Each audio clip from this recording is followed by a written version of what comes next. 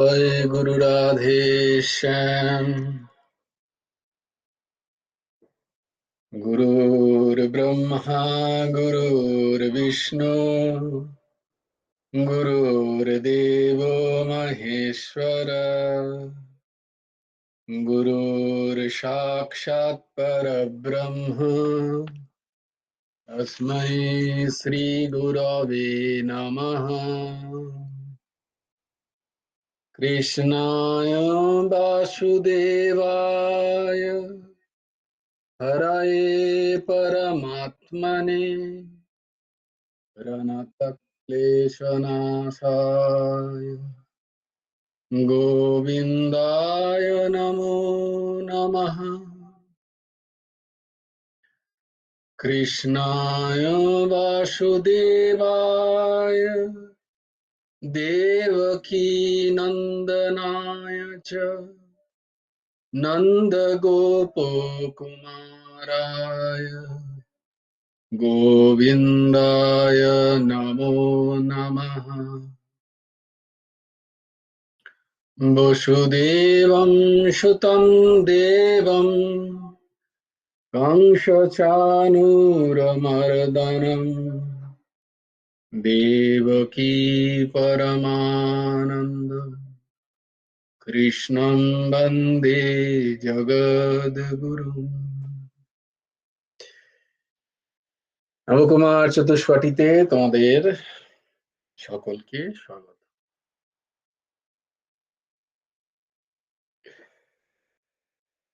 এখনো মন তৈরি হলো না। এই তোমরা অনেকে জয়েন করলে দেখো কত ভালো লাগে, দু একজন কম জয়েন করলে কত খারাপ লাগে। তার মানে প্রাপ্তিতে মন ভালো লাগছে, অপ্রাপ্তিতে মনের খারাপ লাগছে, হচ্ছে না।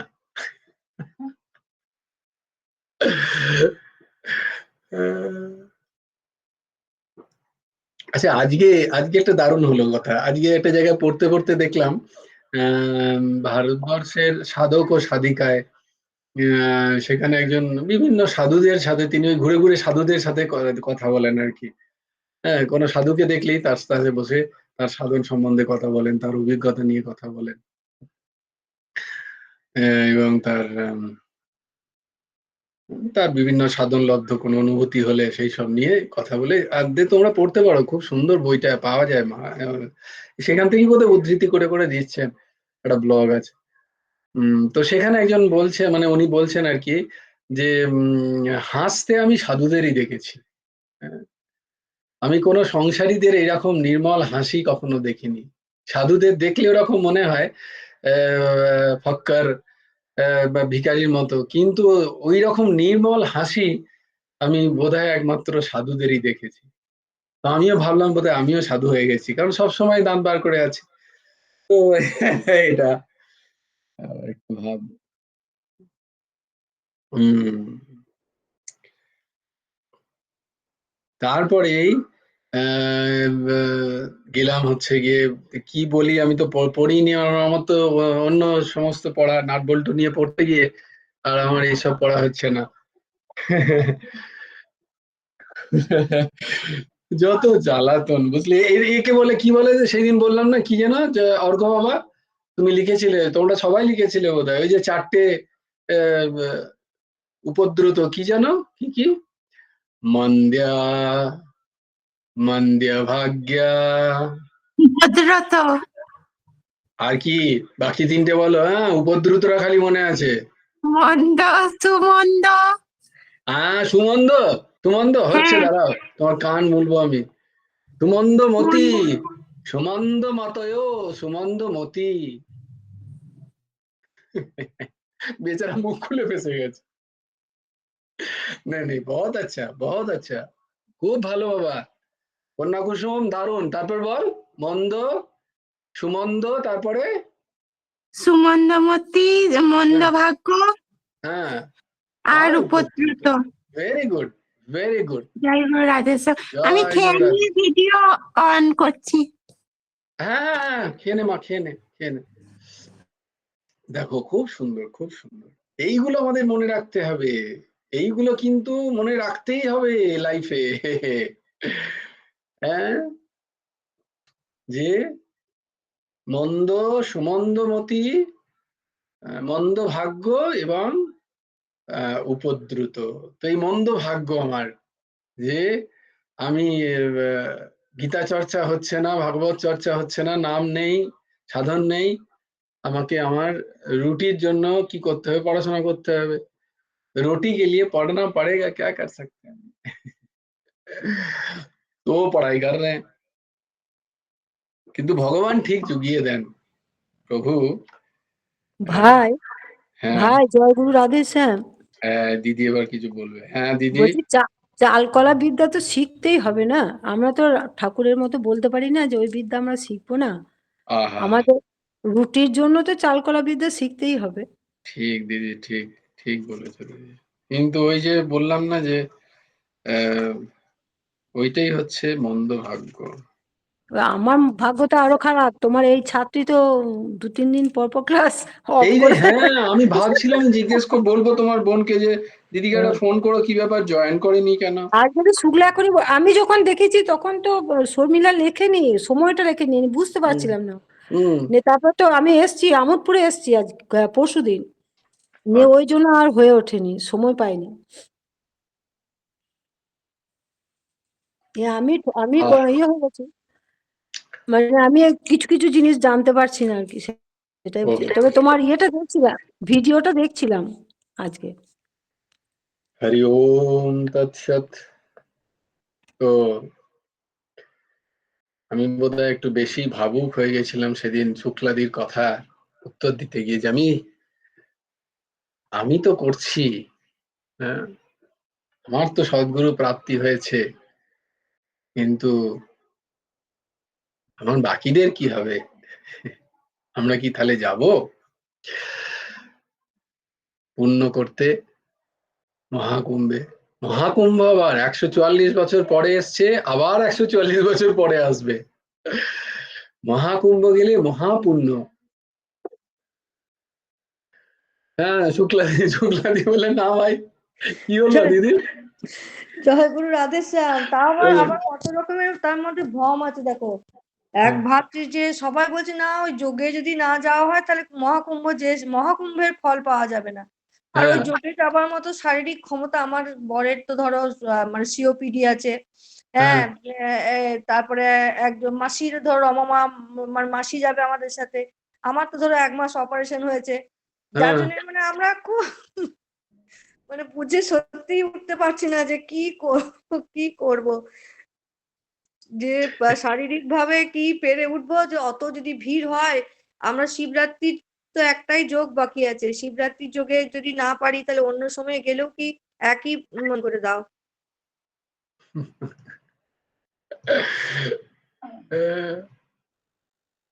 মহারাজকে জিজ্ঞেস করলে সব থেকে ভালো। তবে হ্যাঁ আমি তো আর সমাধান করব না, আমি তোমাকে দিগদর্শন করতে পারি। আহ, বিবেক জাগৃত করার জন্য যে দিগদর্শন, সেই দিগদর্শন এই দাস করতে পারে অবশ্যই। সেটা অবশ্যই গুরুদেবের লিখিত প্রবন্ধ থেকেই তিনি পাইয়ে দিলেন তোমার জন্যই। বললে বিশ্বাস করবে না, ঠিক খোলার আগে এই একটা ঘুরতে ঘুরতে দুম করে ঠিক ওই জায়গাটা গুরুদেব খুলিয়ে দিলেন। আরে অদ্ভুত অদ্ভুত। তো ঠাকুরই পাইয়ে দিলেন হবে তোমার যে জন্য। আমি তো ঠাকুরকে বলছি যে ঠাকুর আমি কিছুই বুঝতে পারছি না, তুমি এই তুমি ঠাকুর আমাকে বুঝতে রাস্তা পারছি না বলে দাও। বলেই আমি ঠাকুর এই বললাম পাইয়ে তুমি বলে দিলেন, দাও। সেটা শোনো, শুনে তোমাদের নিজেদের মধ্যে আলোচনা করো, তারপরে অবশ্যই ঠাকুর এইটাই দিগদর্শন করছেন, করাবেন এইভাবে। আমি গীতার, শ্রীমদ্ ভগবত গীতার 5ম অধ্যায়ের এই 6ষ্ঠ অধ্যায়ের 2য় শ্লোক, সেখানে আসবো। তার আগে এইটা জানা আমাদের খুব প্রয়োজন। হুম, এই ভ্রমগুলো আমাদের থাকা দরকার, না থাকা দরকার। প্রথম কথা হচ্ছে, আমরা যেহেতু শ্রীমদ্ ভগবত গীতা পড়ছি, শ্রীমদ্ ভগবত গীতা হচ্ছে উপনিষদের সার। হ্যাঁ, উপনিষদের সার। এবং আমাদের এখানে সরাসরি আমরা কিন্তু উপনিষদের যে জ্ঞান, সেই জ্ঞানের কথাগুলো আমরা পড়ছি। এগুলো হচ্ছে সিদ্ধান্ত, এক একটা শ্লোক এক একটা সিদ্ধান্ত। এই সিদ্ধান্ত হচ্ছে এগুলো ল, যাকে বলে ল বলে না, ইউনিভার্সাল লজ। কিছু কিছু ইউনিভার্সাল লজ আছে না, যেগুলোর কোনোদিন চেঞ্জ হয় না, এগুলোর চেঞ্জ হয় না। এইগুলোকে যদি আমি ঠিক মতো বুঝতে পারি, তাহলে আধ্যাত্মিক জীবন ঠিক ঠিক যাবে। তাই জন্য গীতা হচ্ছে একটা ম্যানুয়ালের মতো। তোমার যেখানে যত জীবনের যত সমস্যা আছে, এমন কোনো সমস্যা নেই, এমন কোনো প্রশ্ন নেই, কোনো দ্বিধা নেই, কোনো সংশয় নেই যা শ্রীমদ্ ভগবদ গীতা তার সমাধান দিতে পারে না। এমন কিছু নেই এই সংসারে।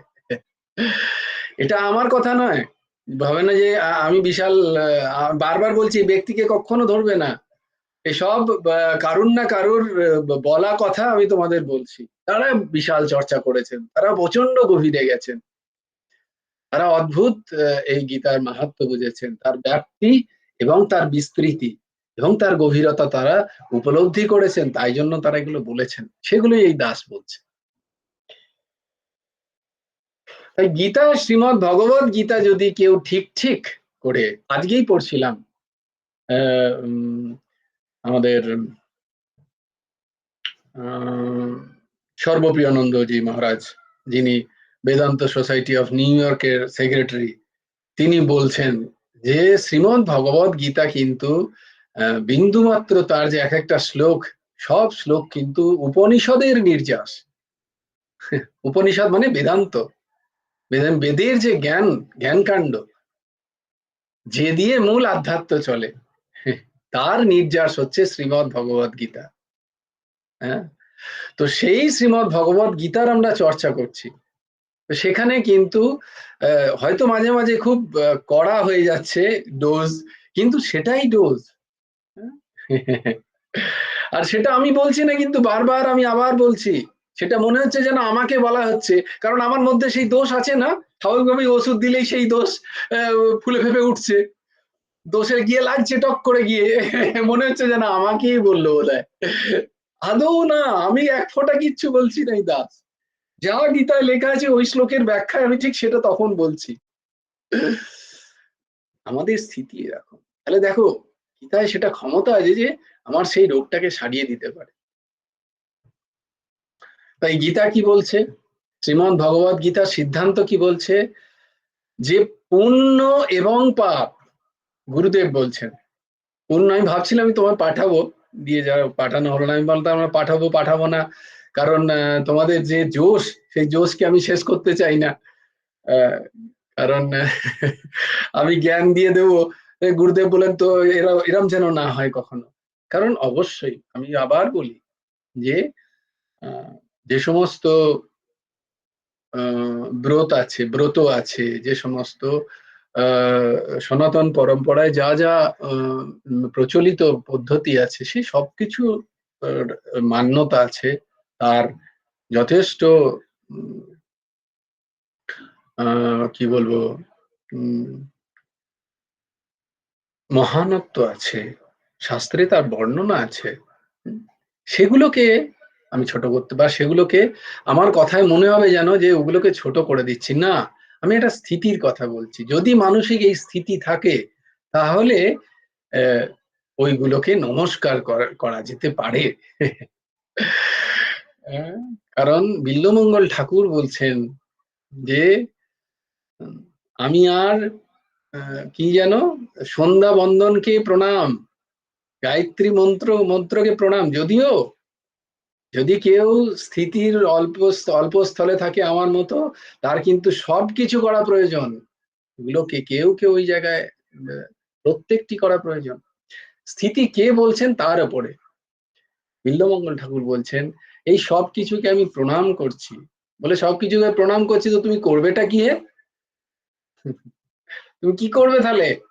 তুমি তো ব্রাহ্মণ মানুষ, তুমি ত্রিসন্ধ্যা করবে না, গায়ত্রী মন্ত্র জপ করবে না, শ্রাদ্ধা আদি তর্পণ করবে না, তুমি কি করবে তাহলে? বলে আমি একমাত্র নন্দের নন্দন শ্রীকৃষ্ণের নাম নেব, আর তার কথা চিন্তা করেই আমি আমার সব কাজ সেই শ্রীচরণে অর্পণ করব, আমার আর কিচ্ছু করার নেই। আচ্ছা তুমি বলবে যে এটা কি আমাদের কথা? হ্যাঁ, এইটা আমাদের গুরুদেবের ভাবধারা। এইটি আমার গুরুদেবের ভাবধারা। তিনি ছত্রে ছত্রে এই কথাটা বারবার লিখছেন, কিন্তু এটা সব জায়গায় বলার জন্য নয়। আবার বলছি অন ক্যামেরা, এটা সব জায়গায় বলার বিষয় নয়। কারণ এইটার ক্ষেত্রে একটা হয় দেখবে প্রচন্ড আলো, আর একটা হয় অন্ধকার। দুটোই কিন্তু সমান, দুটোই চোখ দেখতে পারেন। হাই ইন্টেন্সিটি অফ লাইট, প্রচন্ড তেজ যেখানে আলোর, আর অন্ধকার, দুটোই কিন্তু এক। মনুষ্য চোখ সেটাকে ধরতে পারে না। তাই এটা হচ্ছে সাত্ত্বিকতার চরম স্থিতি, এবং সেইখানেই আমাদের প্রয়োজন। বাকি যেগুলো আছে সেগুলো করতে করতে করতে করতে তবেই এগুলো পৌঁছয়, মন তৈরি হয় সেইটাই। তো সিদ্ধান্তে আসি, সেটা হচ্ছে পুণ্য। যে সমস্ত কর্মকাণ্ড আমরা করি, বেদের যে কর্মকাণ্ড আছে, বেদের যে ভাগগুলো আছে, সংহিতা, ব্রাহ্মণ এবং বেদান্ত। তো সংহিতা এবং ব্রাহ্মণে কি আছে না, কর্মকাণ্ড আছে। এই কর্মকাণ্ডের কিন্তু নিন্দা নেই, এই কর্মকাণ্ডের নিন্দা নেই। কারণ কর্মকাণ্ড করতে করতে করতে করতেই তবে তুমি বেদান্তকে বুঝতে পারবে, নাহলে তোমার আধারই তৈরি হবে না। তুমি যদি কর্মকাণ্ড না করো, তাহলে তোমার আধারই তৈরি হবে না যে তুমি বেদান্তকে বুঝে ফেলো। তুমি কিছুই করলে না, তোমার আধারই তৈরি হলো না। তোমাকে যদি বেদান্তের আমি যদি তত্ত্ববশী হয়ে কালকে আমি ভগবান সেজে ঘুরে বেড়ালাম, তাহলে কি লাভ হলো আমার? আমি তত্ত্বমসি শুনে নিলাম, আহম ব্রহ্মাস্মি, হ্যাঁ, তত্ত্বম আসি, এসব শুনে নিলাম আমি, বড় বড় বেদান্তের বাক্য, বেদ বাক্যকে শুনে নিলাম, দিয়ে আমি ভগবান হয়ে গেলাম। আরে আমিই তো ভগবান, আমিই তো সব করছি। এ তো সূর্য আমারই কথায় ওঠে, চন্দ্র আমারই কথায় এসব হয় না, অনেকে বলেন না। আর এই শব্দের পেছনে কিন্তু প্রচুর মানুষ যান, তাই জন্য খুব সামলে। যারা এইটি উপলব্ধি করেছেন যে তিনি তত্ত্বমসি, তার মুখ দিয়ে কোনো দিন বেরোবে না যে আমি তত্ত্ব। এটা হচ্ছে সিদ্ধান্ত, শুনে নাও। যিনি উপলব্ধি করেছেন যে আমি ব্রহ্ম, তিনি মুখ দিয়ে কোনোদিন বলবেন না যে আমি ব্রহ্ম। তিনি বলতেই পারবেন না, নয় তার চোখ দিয়ে নিরন্তর অশ্রু বেরোবে, আর না হলে তার দেহ ধারণ সম্ভব। তিনি চুপ হয়ে যান। সিদ্ধান্ত বোঝো, এইটা হচ্ছে আধ্যাত্মিকতা। ভটকে গিয়ে লাভ নেই কোথাও। তো প্রশ্ন হচ্ছে, আমি যেটা বলতে যাচ্ছিলাম, যে এই সমস্ত কিছু ব্রত আদি, পূর্ণ কর্ম করা, ব্রত, দান, যাবতীয় কর্মকাণ্ড, যেখানেই দেখছো কর্মের কথা, কর্মকাণ্ড যেখানে আছে, কর্মকাণ্ডে পুণ্য করা, দান করা, এই সমস্ত কিছু কিন্তু বেদের তার প্রমাণ দিচ্ছে, এবং সেগুলো করা উচিত। কিন্তু এগুলো করি আমরা যখন, তখন খুব ভালো করে তোমরা শ্রবণ করছো আশা করি, এগুলো যখন আমরা করছি, তখন আমাদের মধ্যে কোনো না কোনো কামনা থাকে, যেটা দিদি কিন্তু সেদিন বললো তোমাদের। এটা খুব স্বাভাবিক, এর মধ্যে অস্বাভাবিকতা কিছু নেই, বা এর মধ্যে কোনো ন্যূনতাও নেই। অবশ্যই পুণ্য কামানো উচিত। তোমার যত তুমি পুণ্য কামাবে, ততই তোমার হৃদয় নির্মল হবে। যদি পুণ্য না কামাও, হৃদয় নির্মল হওয়ার সম্ভাবনা বিন্দুমাত্র নেই। আমি অপুণ্যে ডুবে আছি, আর আমি গিয়ে গীতা ক্লাস করবো আর আমার মন বসে যাবে, ইম্পসিবল, হবেই না, কোনোদিন হবে না। তুমি যত দান করবে, পুণ্যভূমি ঘুরবে, পুণ্য আত্মাদের সাথে সৎসঙ্গ করবে, যত পুণ্য কাজ করবে, তত তোমার কি হবে, হৃদয় নির্মল হবে। তবে গিয়ে তুমি স্পিরিচুয়ালিটি, আধ্যাত্মিক স্তরটাকে বুঝতে পারবে, সূত্রগুলোকে বুঝতে পারবে, যেগুলো বলা হচ্ছে, সিদ্ধান্তগুলোকে ধরতে পারবে, গ্রাস্প করতে পারবে, সেগুলোকে নিতে পারবে, ধরে রাখতে পারবে, নাহলে ধরে রাখতে পারবে না। পুণ্য তো আমাদের দরকার, কিন্তু যদি শুধু পুণ্য দরকার হয়, তাহলে পুণ্য আমাদের কোথায় নিয়ে যাবে? আমি পুণ্য করলাম, পুণ্য আমায় কোথায় নিয়ে যাবে? স্বর্গে নিয়ে যাবে, খুব বেশি হলে আমায় স্বর্গে নিয়ে যাবে।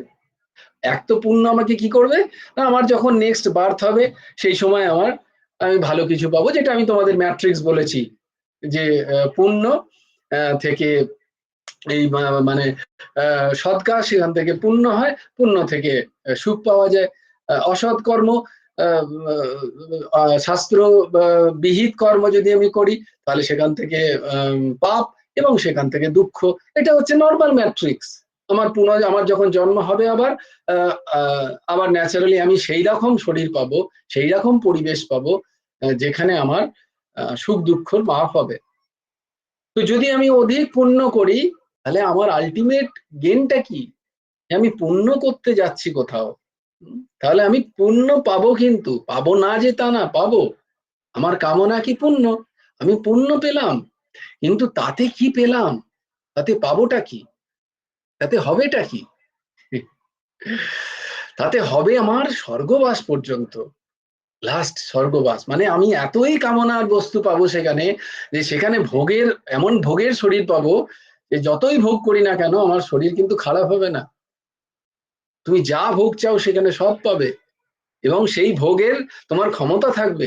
এইখানে দেখো তোমার ক্ষমতা থাকবে, একটুখানি বেশি খেলেই পেট খারাপ। কোনো ভোগেরই ক্ষমতা মনুষ্য শরীরে অতটা নেই, না দুঃখ ভোগের ক্ষমতা না সুখ ভোগের ক্ষমতা। কিন্তু স্বর্গে গেলে সুখ ভোগের এমন ক্ষমতা, কারণ দেব শরীরই সেরকম হয়, আবার নরক শরীরে গেলেও সেরকম হয় যে তোমার দুঃখ ভোগের ক্ষমতা, যতবার দুঃখ পাবে তোমার শরীর কিন্তু শেষ হবে না। এইরকম আবার স্বর্গে গেলেও তুমি যতই ভোগ করো না কেন, তো অদ্ভুত ভোগ, এবং যতই ইচ্ছা আমার ভোগ হবে। কিন্তু তারপরে এই ভোগটা এলো থেকে পুণ্য থেকে। আমি মহাকুম্ভে স্নান করেছি, আমি কুম্ভে স্নান করে অনেক পুণ্য কামিয়েছি, আমি দান করেছি। এই কে করেছে দেখো। Are you getting all the points? আশা করি তোমরা এখন বুঝতে পারছো। আমি করছি, আমি পুণ্য করেছি, আমি দান করেছি, আমি এত দান করেছি, আমি ওই ক্ষেত্রে গিয়ে দান করে এসেছি, মহাপুণ্য। গরিবদের দান করেছি, এক একটা টাকায় আমার এত এত এত এত জিনিস চাই, 16 আনা দান করেছি, চারটিখানি কথা। তাতে কি পেলাম? আমি স্বর্গবাস পাবো। শাস্ত্র বলছেন, গীতা বলছেন, क्षीण पुण्या मर्तलोका विशन्तिः, क्षीण पुण्या मर्तलोका विशन्तिः, क्षीण पुण्या मर्तलोका विशन्तिः। বারবার বারবার এই কথাটার যাজন করো তোমরা। তাই জন্য আমি পুণ্য করেছি এ কথাটা ভেবো না। পুণ্য যদি নিষ্কাম মনোভাবে হয় তাহলে সেটা তোমাকে আধ্যাত্মিক বল দেবে, তোমার মানসিক নির্মলতা নিয়ে আসবে। কিন্তু পুণ্যতেও যদি কামনা থাকে তাহলে সেই কামনাটি পূর্ণ হওয়ার পরে সঙ্গে সঙ্গে সেই পুণ্যটা তো শেষ হয়ে যাবে। এটা একটা সেই ক্রেডিট সেভিংস অ্যাকাউন্টের মতো, তুমি জমা করেছো পুণ্য প্রচুর, যে তুমি ভোগ করে নিলে স্বর্গে গিয়ে, তোমার যেদিন শেষ হবে সেদিন তোমাকে ধাক্কা মেরে ফেলে দেওয়া হবে স্বর্গ থেকে, এবং কোথায় যাবে তখন এবার আবার আলোচনা হবে, তোমার সঞ্চিত কর্ম এবার দেখা হবে। সেখানে পুণ্য পাপ নিয়ে আবার মর্তলোকে বিশন্তি। মর্তলোক মানে মৃত্যু লোক।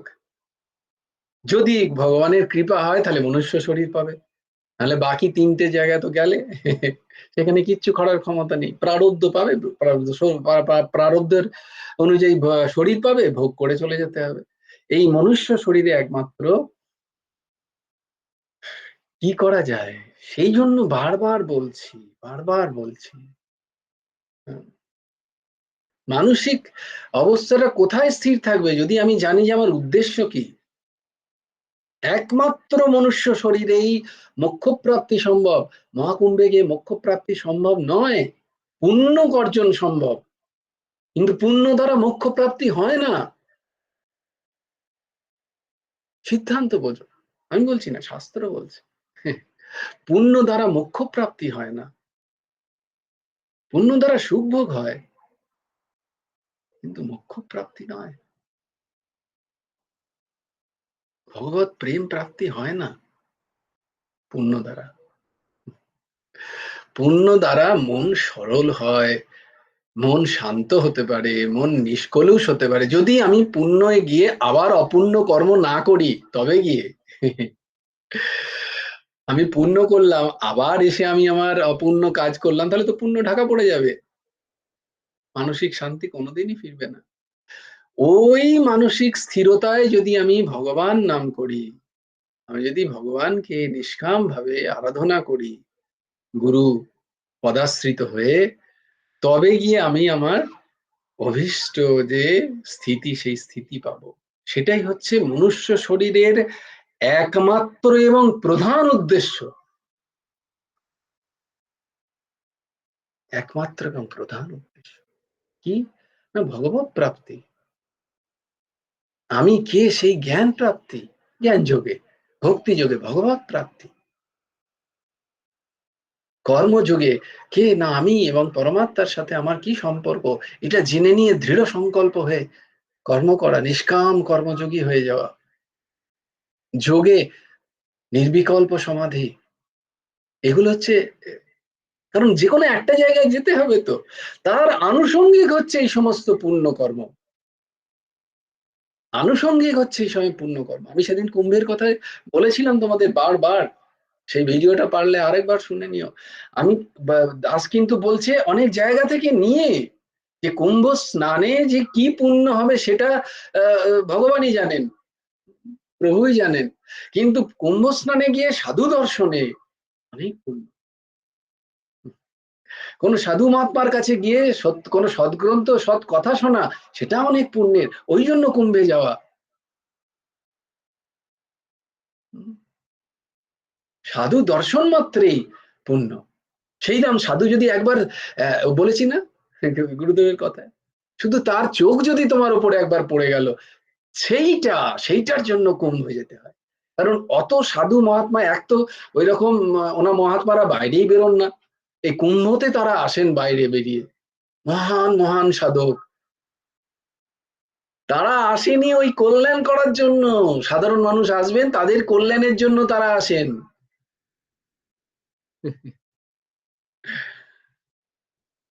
আর ওই যে সাধু মহাত্মাদের যে পজিটিভ যে ভাইব্রেশন, যে তাদের যে আধ্যাত্মিক অণু পরমাণু কণা ওই সময় ওই বাতাসে ঘোরে, এবং তারা যখন ওই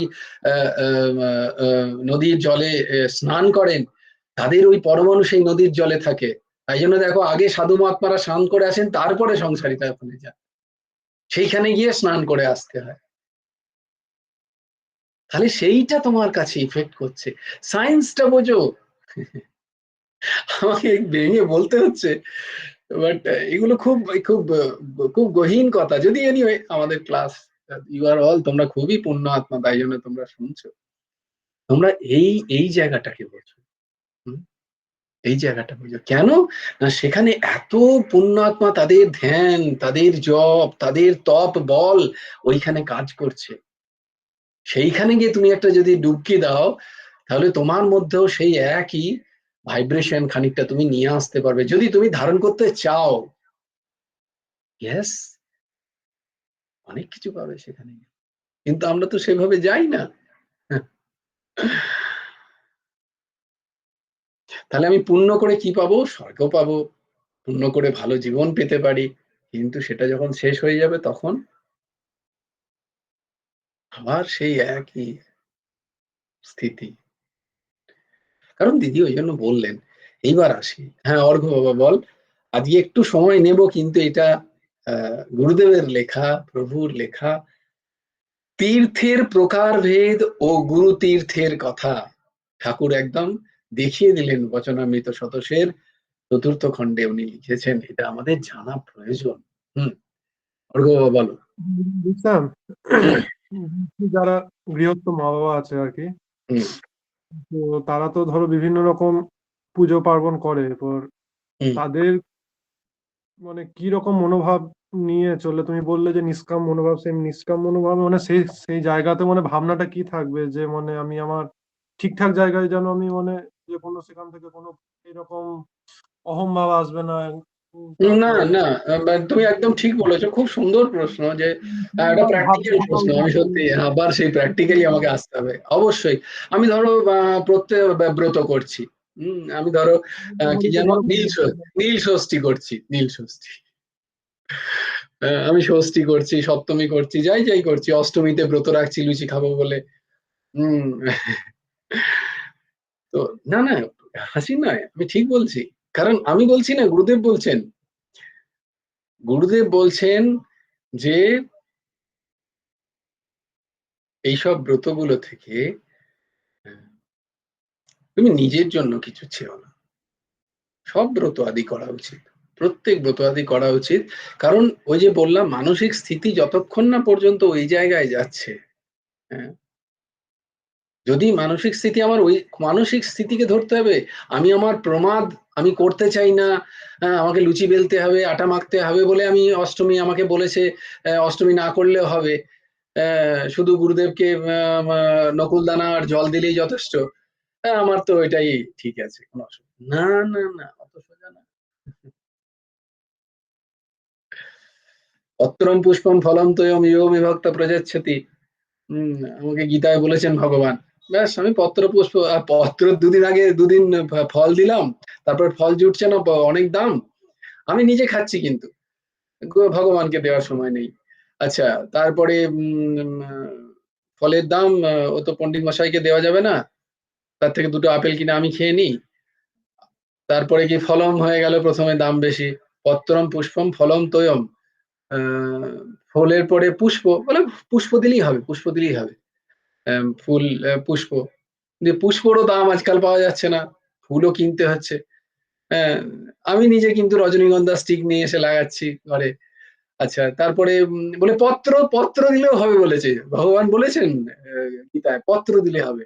তো বট গাছের পত্র এনে দিয়ে দিলাম, ভগবান এতেই তুমি সন্তুষ্ট হয়ে যাও। তুলসী লাগিয়েছি, তুলসীজি মাতাকে, সেখান থেকে খচাখচ 4টে পাতা ছিঁড়ে এনে দিয়ে দিলাম। তারপর বলছে ভগবান, আরে ঠিক আছে, একটু জল তো দে। বলছে হ্যাঁ, ওটা দিলেও হবে, ওটা দিলেও হবে বলেছে, তোয়ম তোয়ম দিলেও হবে। ऐसा नहीं है, ऐसा नहीं है। সবটুকু সবটুকু তোমার, সবটুকু দিতে হবে। যেটা সবচেয়ে জিনিস তোমার নেই, সেটা ভগবান জানেন, চালাকি চলবে না। পরমহংস ঠাকুর শ্রী শ্রী হেমন্তদেব জি বলছেন যে চালাকি চলবে না। হৃদ্দেশ্য অর্জুন তিষ্ঠতি, তিনি কোথায় আছেন? তোমার হৃদয়ে আছেন। তুমি কি লোকাচ্ছ তিনি জানেন না? তিনি সব জানেন। হ্যাঁ, তাই ওইরকম ভাবে হয় না চালাকি দ্বারা। আমি এটা কে বুঝবে আগে? হ্যাঁ, এটা বুঝবো আমার মন। আই অ্যাম দ্য মোস্ট জাজ। তাই নিজে আগে জাজ হও যে আমি কি করছি, আমার সামর্থ্য অনুযায়ী ভগবানকে সেবা করছি তো। আমার কেনার বেলায় 1,500 টাকার শাড়ি, মা দুর্গার বেলায় কি হলো, ঠাকুরের শাড়ি দেখাও, ऐसे थोड़ी ना होता है, ऐसे थोड़ी होता है। इसको आप बोलोगे कि हम खूब बड़ो भक्त, ये नहीं है। তো স্থিতি, যতক্ষণ না ওই স্থিতি আসছে ততক্ষণ বলছেন প্রভু যে সবকিছুই করুক মায়েরা, বাবারা, ব্রত আদি সব পালন করুক। কিন্তু সেই পালন করতে করতে করতে করতেই একদিন আমরা নির্মল স্থিতিতে যাব। এবার অর্ঘ্য বাবার প্রশ্ন যেটা, সেটা হচ্ছে মায়েরা তাহলে এখন ঘরে যারা করছে তারা কিভাবে করবে? না, তারা সবই করবে, কিন্তু করবে কি না, তাদের যে মূল প্রাপ্তি। হ্যাঁ, আমি আমি অষ্টমীর ব্রতও করব, আমি পুষ্পাঞ্জলিও দেব সরস্বতী মায়ের, আমি পুষ্পাঞ্জলি দেব দুর্গাপুজোতেও, নিষ্ঠার সাথে পুষ্পাঞ্জলি দেব। কিন্তু কি চাইবো সেখানে? সেখানে আমি সংসার চাইবো না, সেখানে কি চাইবো, হে মা, হ্যাঁ, আমার যেন একনিষ্ঠ গুরুভক্তি প্রদান করো তুমি, আমাকে যেন কৃষ্ণ ভক্তি প্রদান করো মা, আমি যেন রাধা কৃষ্ণের ভক্তিতে লীন হতে পারি, আমি যেন তোমাকে, তুমি যেই মৃন্ময়ে আছো, যেন তোমাকে এই মৃন্মতেই সেই চিন্ময় রূপকে যেন দেখতে পাই মা। এইটা হবে তার চাওয়া, এই হবে চাওয়া। হ্যাঁ, আমি যেন সেই এই নিরানন্দের সংসারে যেন সেই অবিচ্ছিন্ন আনন্দের সুখ পেতে চাই বাবু মা। আমার যেন সবসময় জপ হয়, আমার যেন একটু মতি হয় ঠাকুরের শ্রীচরণে, এইটা চাইবে। এইটাও হচ্ছে নিষ্কাম চাওয়া। এই যে কামনাটাও নিষ্কামের সাথেই গণ্য হয়। এই ব্রত করতে করতেই যদি এইভাবে আমরা চাইতে পারি, আর তোমার প্রসন্নতা মা, আমার এই সামর্থ্য আমি তোমাকে দিয়েছি এবং তোমার প্রসন্ন, তুমি প্রসন্ন হয়ে যাও, তুমি সুন্দর হয়ে যাও, আমার সাথে সাথে বাকি যারা আছে তাদেরকেও সবাইকে তুমি যশ দাও, খ্যাতি দাও।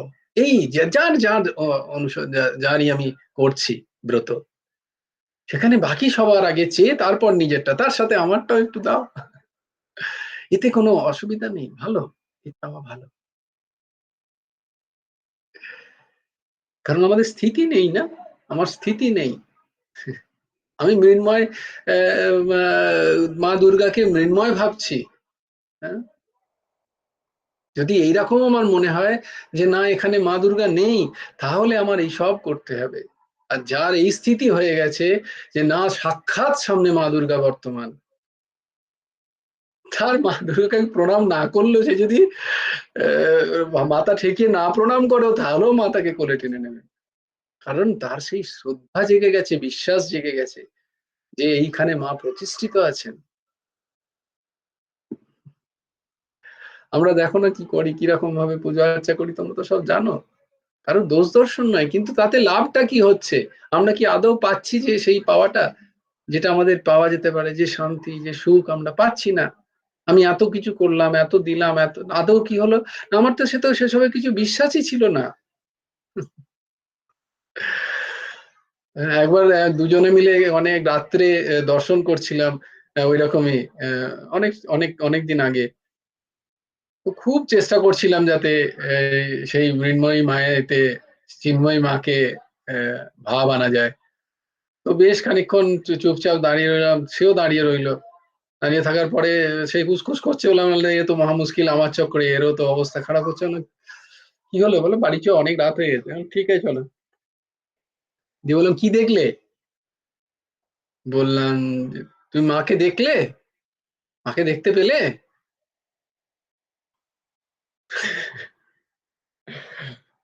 তো বলে কেন, তুই দেখতে পেলি না? তো সেই কথাটা মনে পড়ে। হ্যাঁ অর্ঘ্য বাবা বল।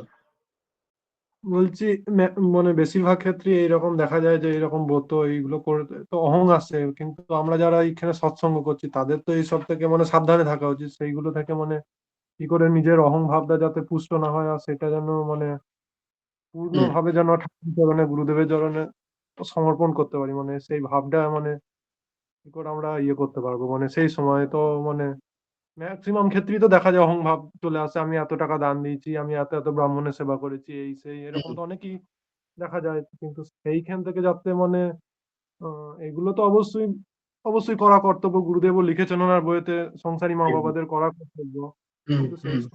অহংয়ের প্রকোপ থেকে আমরা কি করে বাঁচবো, যে সেটা সবকিছু হচ্ছে ভালো। প্রথম প্রথম তো এগুলো যেন কেউ জানতে না পারে। হুম, এক তো তুমি যেটা করছো অতি সন্তর্পণে করো, কেউ যেন জানতে না পারে আমার আজকে উপোস, আমি আজকে কিছু খাচ্ছি না, এই আমার কাছে আসবি না। এগুলো হচ্ছে আমার প্রতিষ্ঠা আমি তৈরি করছি। আমার উপোস আমি কাউকে জানতে দিচ্ছি না। আমি আজকে ব্রত করেছি, কেউ জানতে পারছে না। আমি সেদিন সব থেকে শান্ত, ধীর, স্থির। হ্যাঁ? কি রে কিছু খাবি না? না আজকে ভালো নেই শরীরটা। আমি যে ব্রত করেছি কাউকে জানতে দিচ্ছি না। আমি কাউকে দান করেছি, কেউ জানতেই পারলো না।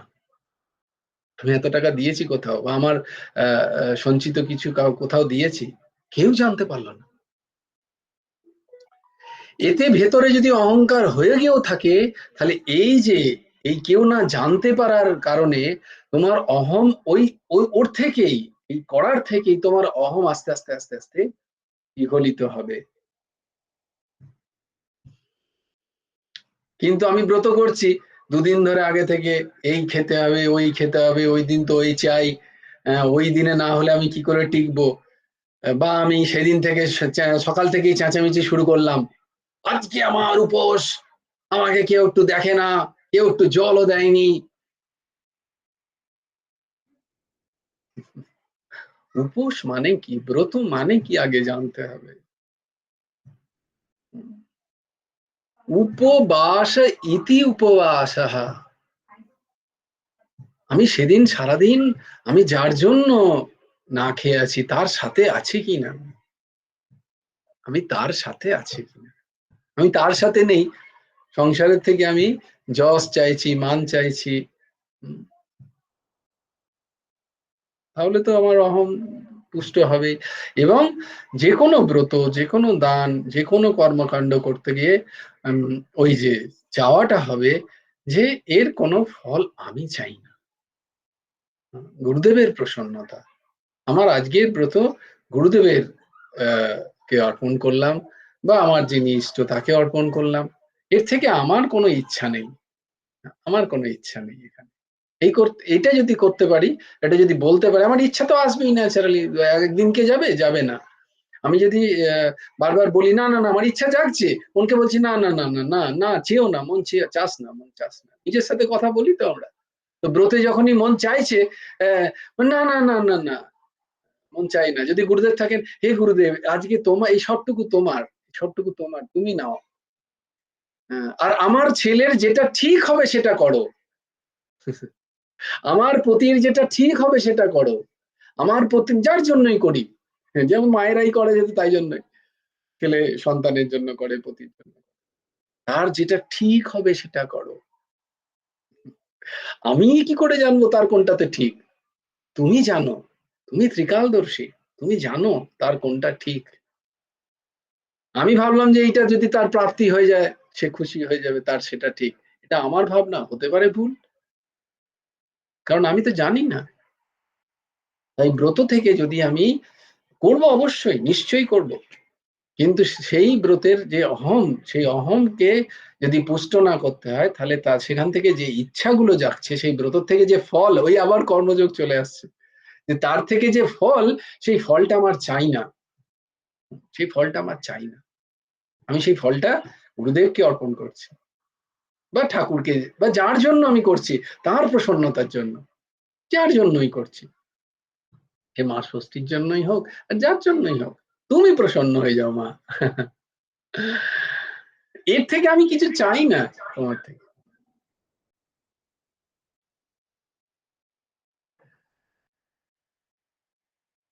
এটা করতে করতে করতে করতেই দেখবে, যেটা যেটা আমি একজন বলছিলেন, দেখো তারা যদি এখানে থাকেন, তাদের প্রশ্নগুলো এই জন্যই, বা তাদের সমাধান, এই জন্য আমি নাম নিই না, কিন্তু স্থিতি ডিসকাস করা এই জন্য প্রয়োজন যে তোমরাও তাহলে এটা বুঝতে পারবে যে যত তুমি এখানকার কথাগুলো ঠিক ঠিক মেনে জীবনচরিত যদি তুমি চালাতে পারো, সেদিনই এক মা বলছিলেন যে আমি আরো বেশি অ্যাকসেপ্টেড হয়ে যাচ্ছি মানুষের কাছে, সবাই আমাকে ভালো লাগছে, সবাই আমাকে ভালোবাসছে,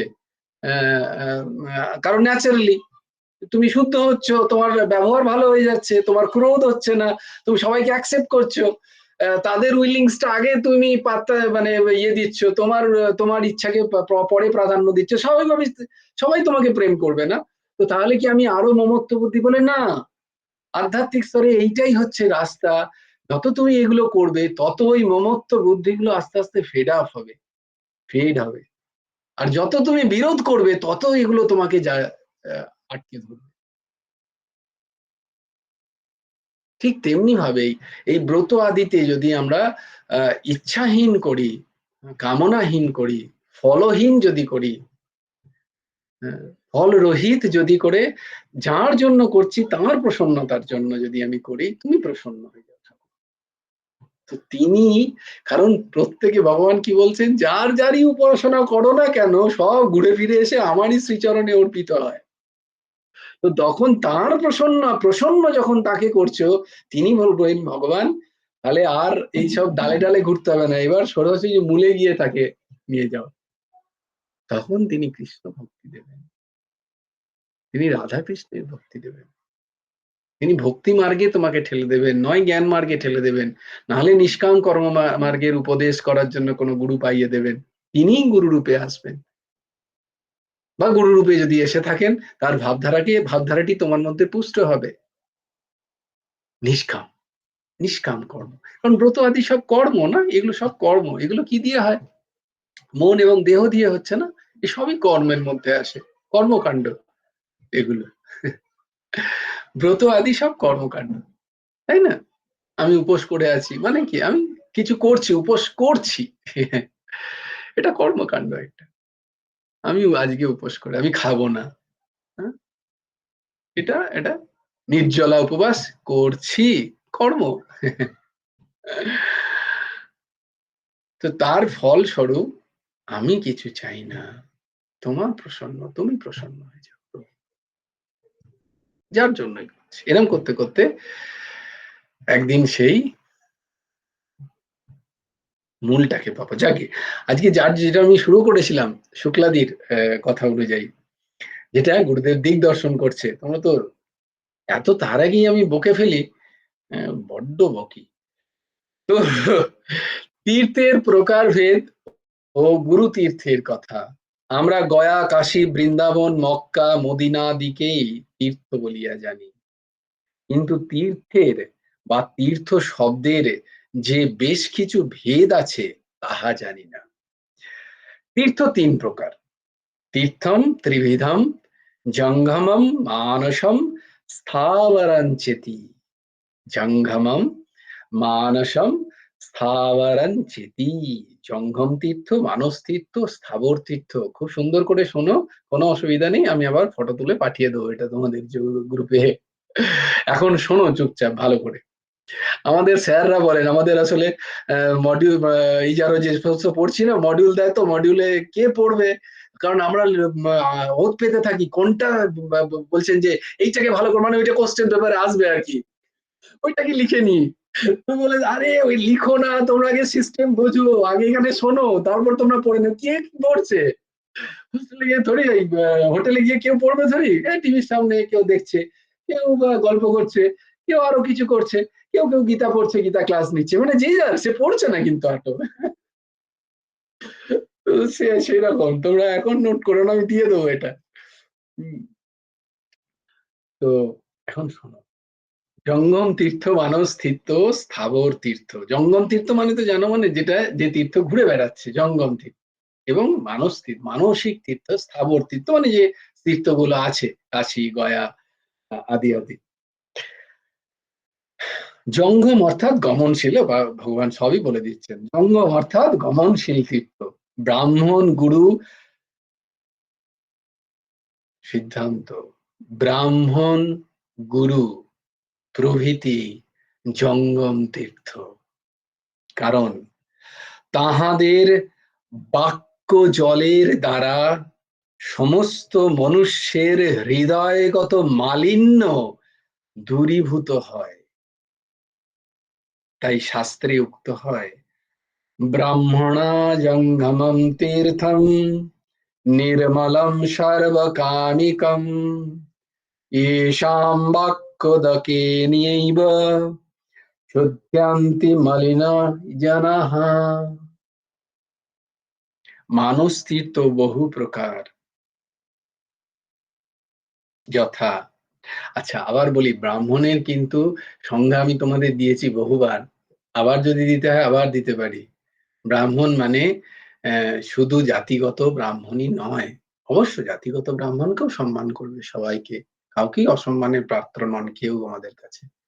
কিন্তু যে ব্রাহ্মণের কথা এখানে বলা হচ্ছে, সেটা কিন্তু ওই গীতা উক্ত তার মধ্যে 9টি গুণ থাকতে হবে, তিনি তবে ব্রাহ্মণ। তিনি কোন জাতিতে কোন বর্ণাতে জন্মগ্রহণ করেছেন সেটা নিশ্চয়ই অবশ্যই, কারণ কেউ না কেউ দিলে আমাকে না গুলি মেরে দেয় আজকে, কথা বলা তো খুব মুশকিল। কিন্তু মূলত ব্রাহ্মণ মানে যার মধ্যে ওই 9টি গুণ আছে, বা 12 গুণ আছে ব্রাহ্মণের মধ্যে, সেই গুণ থাকতে হবে তার মধ্যে।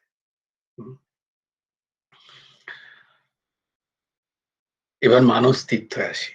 মানস তীর্থ বহু প্রকার যথা সত্য তীর্থ, ক্ষমা তীর্থ, ইন্দ্রিয় নিগ্রহ তীর্থ, সর্বভূতে দয়া তীর্থ, সর্বত্র সরল, সর্বত্র সরলতা তীর্থ। কি অদ্ভুত! এই জন্যই আসতে হয় ঠিক ঠিক সৎসঙ্গে। দান তীর্থ, দম তীর্থ, দম মানে সমদম, সম মানে হচ্ছে অন্তরিন্দ্রিয়ের নিগ্রহকে সম বলা হয়, আর দম মানে বাহ্যেন্দ্রিয় নিগ্রহকে দম বলা হয়, সংযম। সব আগের আগের ক্লাসে এগুলো সব বলা আছে তোমাদেরকে।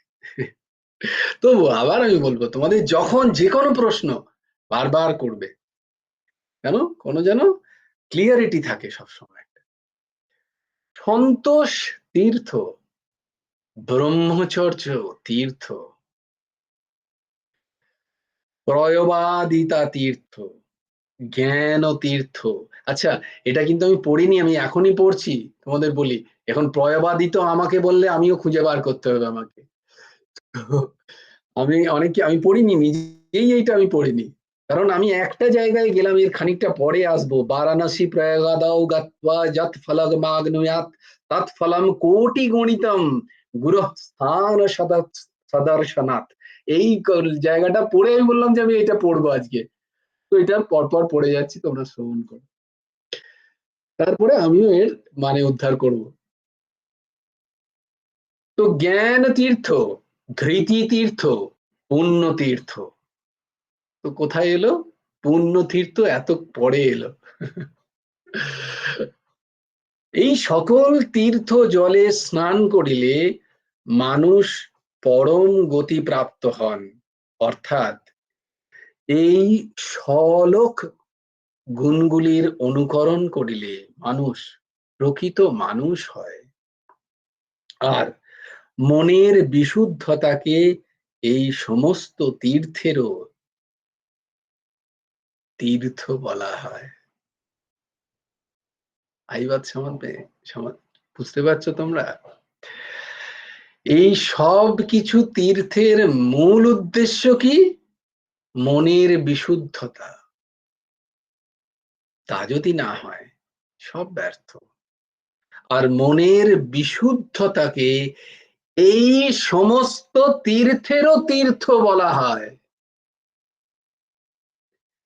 তাই উহাকে পরম তীর্থ বলে। এ সম্বন্ধে শাস্ত্রে বলা হইয়াছে,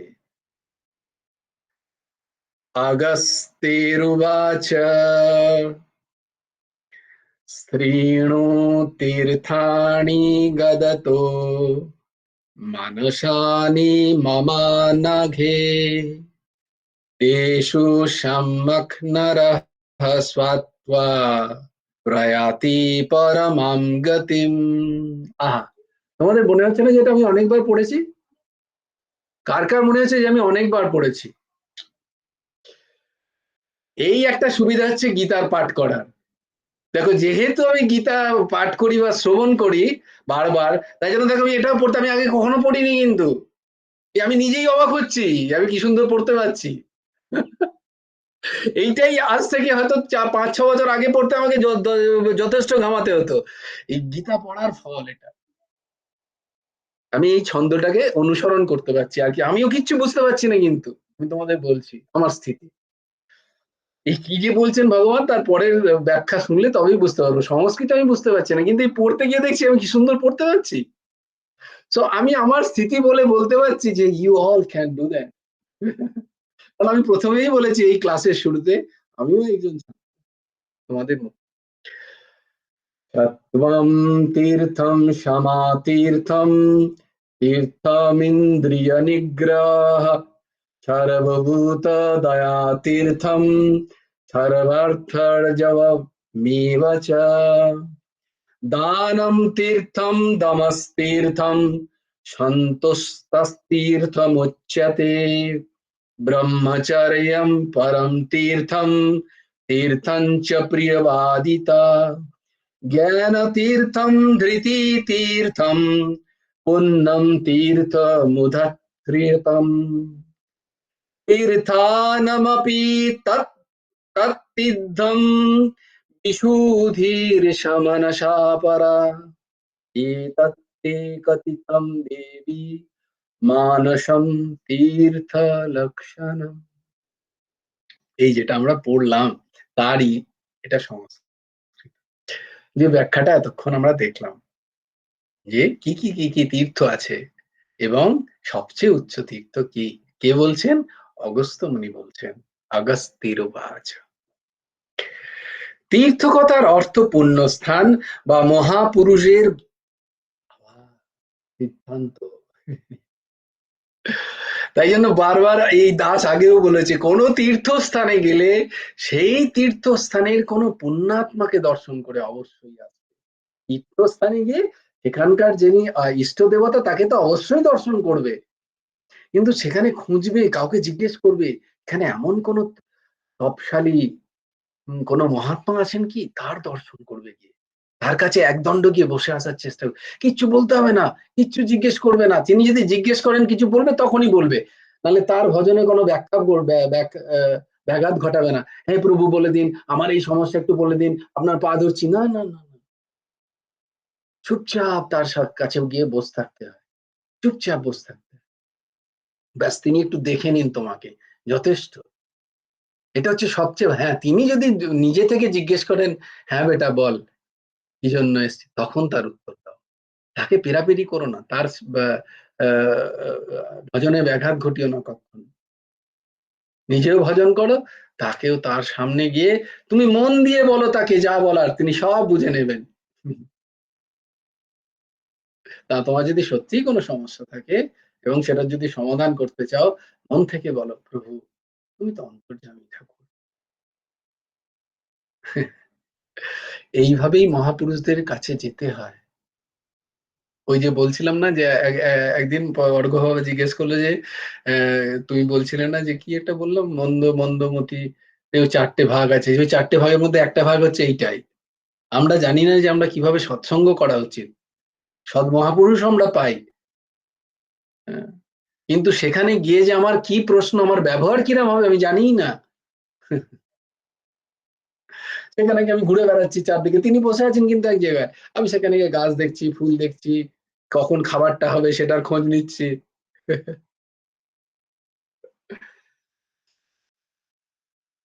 এটাও একটা দোষ। কিভাবে মনীষীদের কাছে যেতে হয়, তপশালী মহাপুরুষদের কাছে গিয়ে কিরকম আচরণ করতে হয়, তাদের কাছ থেকে কি নিয়ে আসতে হয়, এটা জানা দরকার আমাদের। তার কাছে কি নিয়ে যেতে হয় এটা জানা উচিত আমার। তীর্থকতার অর্থ পুণ্যস্থান বা মহাপুরুষদের বাসভূমি। শুক্লাদি আছো তো? মহাপুরুষদের বাসভূমি বা লীলাভূমি,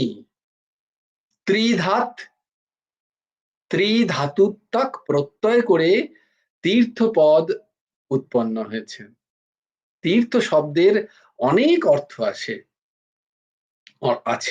এ বিষয়ে মেদিনী কোষ বলে, তীর্থ শব্দের অর্থ শাস্ত্রীয়, যজ্ঞ, ক্ষেত্র, উপায়, নারী রজ, অবতার, ঋষি জুষ্টাম্বু, ঋষি সেবিত পবিত্র জল, নদ্যাদি পঞ্চতীর্থ। কি অদ্ভুত ঠাকুর যেন বলিয়ে দেয়, দেখো, ঋষি সেবিত পবিত্র জল, নদ্যাদি নদী, পাত্র, উপাধ্যায়, গুরু, মন্ত্রী, এইরকম তীর্থের ব্যাকরণগত অনেক ব্যাখ্যা আছে। হেমচন্দ্র বলেন, তীর্থ শব্দের অর্থ দর্শন, ঘট্ট অর্থাদি স্নানের ঘাট, কুণ্ড, পুষ্করিণী প্রভৃতিতে অবতরণের সোপানাদি। তাই জন্য কোথাও যখন স্নান করবে না, স্নান করে ঘাটে বসতে হয় একটুখানি, এটা আমাকে অনেকে বলেছেন। কোথাও পুণ্য গিয়ে ধরো কোনো পুণ্যক্ষেত্রে যা, যেমন গঙ্গার গিয়ে ঘাটে গিয়ে বসতে হয়, গিয়ে গঙ্গাকে দর্শন করতে হয়। ওই দেখো ঘাটটা হচ্ছে তীর্থ। এই নয় যে গঙ্গা স্নান গিয়ে দমাদম দমদম করে গেলাম, স্নান করে আবার দমাদম করে ফেলে চলে এলাম, না, তীর্থে গিয়ে ওই ঘাটে যেখানে স্নান করছো সেখানে একটু বসতে হয়, স্নান করার আগে বসতে হয় এবং স্নান করার পরে উঠে এসে ওখানে বসতে হয়। স্নানের ঘাট, কুণ্ড, পুষ্করিণী প্রভৃতিতে অবতরণের সোপান আদি স্থাবর তীর্থ। এবার স্থাবর তীর্থের ব্যাখ্যা করছেন প্রভু। পূর্বোক্ত গয়া, কাশী, প্রয়াগ আদি এখানে ঠাকুর ব্যাখ্যা করছেন। প্রয়াগেও এক তীর্থ। শাস্ত্রের মোক্ষদায় সপ্ত স্থাবর তীর্থের কথা বলা আছে। শাস্ত্র বলছে মোক্ষদায়িনী স্থাবর কতগুলো তীর্থ আছে। অযোধ্যা, মথুরা, মায়া, কাশী, কাঞ্চি, অবন্তিকা, পুরী, দ্বারাবতী চৈব সপ্তৈতা মোক্ষদায়িকা। মায়া শব্দের হরিদ্বারকে বোঝাইবে, অবন্তিকা শব্দে উজ্জয়িনীকে বোঝাইবে। শ্রী ভগবানের ভক্তই যথার্থ তীর্থ। কি বলছেন না, শ্রী ভগবানের ভক্তই যথার্থ তীর্থের যা অর্থ, সেই অর্থ সর্বগতভাবে ঘটিত হয় শ্রী ভগবানের ভক্তের কাছে গেলে। কারণ তাহাদের দ্বারাই তীর্থ স্বরূপতা লাভ করে। তাই ভাগবত বলেন, তীর্থি কুর্বন্তি তীর্থানি স্বান্তে স্তেন গদাভূতা। গদাগত হরিকে হৃদয়ে যারা রাখিয়াছেন সেই সাধুরাই তীর্থকে তীর্থি করেন, অর্থাৎ পবিত্র করেন। যাহা আমাদের তারণ করেন বা উদ্ধার করেন তাহাই তীর্থ। পূর্ণ ভারতবর্ষে স্থাবর তীর্থের অভাব নেই। কুরুক্ষেত্র, প্রভাস, গঙ্গাসাগর, পুষ্কর, বদ্রীনারায়ণ, রামেশ্বর প্রভৃতি। উপরন্তু পুণ্যতোয়া নদ নদী সিন্ধু, গঙ্গা, যমুনা, সরস্বতী, সরয়ু, কাবেরী, গোদাবরী, নর্মদা প্রভৃতিও তীর্থ বলিয়া গণ্য। শাস্ত্রে তর্পণ ও শ্রাদ্ধ মন্ত্রে বলা হয়, কুরুক্ষেত্রম গয়া গঙ্গা প্রবাসম পুষ্করাণি চ তীর্থান্যতানি পুণ্যানি শ্রাদ্ধ কালে ভবন্তি। মন্ত্রে তীর্থ স্বরূপা নদীগুলোকেও আহ্বান করা হইয়াছে। গঙ্গে চ যমুনা, যমুনে চৈব গদাবরী সরস্বতী, নর্মদে সিন্ধু কাবেরী জলেস্মিন সন্নিধম কুরু। ভগবান শঙ্করাচার্যের 10 নামী সম্প্রদায়ের মধ্যে তীর্থ একটি সম্প্রদায়। এই 10 নামী সম্প্রদায় ওই মহাকুম্ভে যান ওনারা, হ্যাঁ, যেটার ব্যাখ্যা তোমাদের সেদিন করছিলাম। গুরু তীর্থ স্বরূপ। গুরু কি? তীর্থের স্বরূপ। ও তীর্থ শব্দ বাচ্য। গুরু গুরু যে তীর্থ শব্দ, তাহা অমর কোষ অভিধানকার অমর সিংহ বলেন। নিপানা গায় মস্তীর্থ মৃষজুষ্ট জলে গুরহ। অর্থাৎ গুরু শব্দের অর্থ তীর্থই। সহপাঠীকেও এক গুরুর নিকট যাহারা অধ্যয়ন করে তাহাদেরও সতীর্থ বলা হয়। বলি না আমরা সতীর্থ। সমানে একস্মিন তীর্থে গুরৌ বসতি ইতি সতীর্থ। সতীর্থাশ্চৈক গুরবঃ ইহাও অমর সিংহের কথা। মানে একই গুরুর কাছে দুজন পড়ছি, তাহলে গুরু কি? তীর্থ। আর দুজনে পড়ছি বলে তাহলে সতীর্থ। আমরা দুজনে একই তীর্থে গিয়ে অবগাহন করছি, আমরা সতীর্থ। গুরু যেমন তীর্থ, তদ্রূপ গুরুর বাসস্থান, আশ্রম বা গৃহ তীর্থ। গুরুর পাদোদক তীর্থ বলিয়া গণ্য হয়। পাদোদক মানে চরণামৃত। গুরুর চরণামৃত তীর্থ বলিয়া গণ্য হয়। শাস্ত্রে তাই বলা হয়, বারাণসী প্রয়াগাদৌ গত্বা ইয়ৎ ফলমাপ্নুয়াৎ তৎফলম কোটি গুণিতম গুরহ স্থানস্য দর্শনাৎ। শুক্লাদি মানল বাত। মনুষ্যেরা, শুক্লাদিকে বলার কথা হচ্ছে যে শুক্লাদিকে আমি আমার হৃদয়ে বসিয়েছি, দিদিকে বলে আমি নিজেকেই বলছি, বেটা মানলো। ও সন্দেহ, ও সংশয় जो अपना हृदय में है, শুক্লাদি পদবাচ্য এখানে। আমি দিদিকে বলছি না, আমি নিজেকে বলছি, মানলো। মনুষ্যেরা বারাণসী, প্রয়াগ প্রভৃতি তীর্থে গমন করিয়া, প্রয়াগ যেখানে মহাকুম্ভ হচ্ছে, গমন করিয়া যে ফল লাভ করেন, সেই ফল, দিদি বলছিলেন না আমার হাজবেন্ডকে একটু পুণ্য চাই, গুরুদেব বলছেন মহাতীর্থ স্বরূপ, সেই ফল কোটি গুণ হয়, এক গুণ নয়, কোটি গুণ, 1,000,000,000 গুণ হয়ে যাবে গুরুর বাসস্থান দর্শন করিলে। अब समझ में आए দাস কিউ বারবার, এই দাস কেন বারবার হাত জোর করে তোমাদের বলে, হাত জোর করে, কোথাও যেতে হবে না, ভাবের দশা, कहीं जाने का जरूरत नहीं है। যার যার মনে হয় যে পুণ্য চাই, নিজের চলো ये परमांश ठाकुर श्री श्री हेमंत देव जी और বাসস্থান দর্শন করে এসো। अंदर भी जाने का जरूरत नहीं है, गेट দর্শন করে এসো। আচ্ছা গেটও দর্শন করতে হবে না, ওই বলগনার মোড় থেকে যদি আশ্রমের ধ্বজাটা দেখা যায়, ওই ধ্বজা দর্শন করে এসো।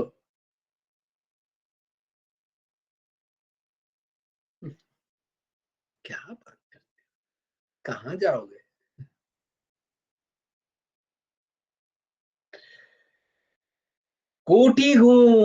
কোটি গুণ গুরুর বাসস্থান দর্শন করিলে হয়। নিয়ে যাও না সবাই, पहले तो खुद विश्वास कर लो तब तो लेके जाओगे।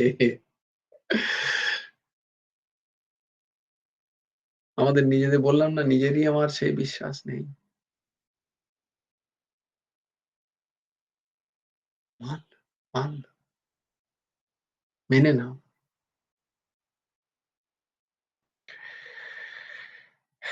সবার কাছে আসবো, শেষ করে নি।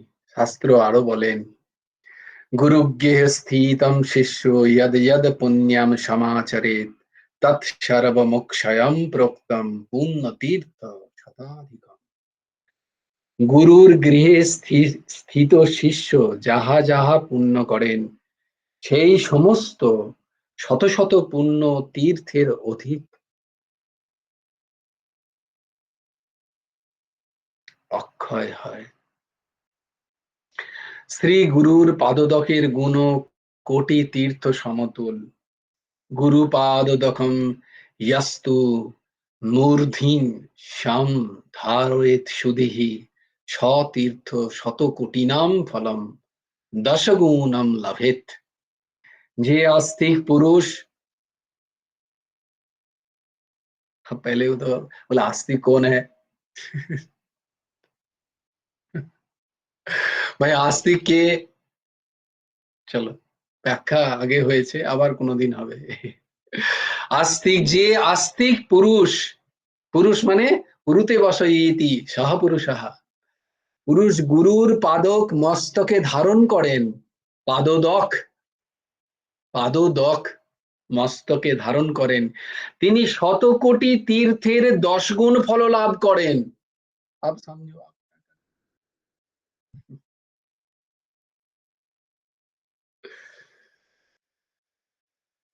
গুরুর পাদদকের মহিমা সম্বন্ধে আরো বলা হয়, অকাল মৃত্যু হরণম সর্বব্যাধি বিনাশ্রম বিনাশনম সুখমোক্ষপ্রদম শ্রীমদ গুরু পাদদকম পিবেত। कहाँ जाओगे? अब मैं क्या करूं बताओ, अब मैं क्या करूं, मैं क्या करूं? मेरे को कोई पूछेगा तो मैं बोलूंगा तो कहीं मत जाओ यार, कहीं मत जाओ, कुछ ना करो, ये सब भ्रम है। अब मेरे को पूछोगे तो मैं तो यही बोलूंगा। এই দেখো পেছন থেকে একজন বলছে হিন্দি থেকে বাংলায়, আমি ভাবে এসে গেলে হিন্দিতে বলি, কারণ সব হিন্দিতে শ্রবণ করি তো তাই জন্য। বাঙালিরা রেগে গেলে যেমন ইংরাজি বলে, তেমনি আমি ভাবে এসে হিন্দিতে বলি। কোথাও যেতে হবে না, কোথাও যেতে হবে না, কোথাও যাওয়ার দরকার নেই।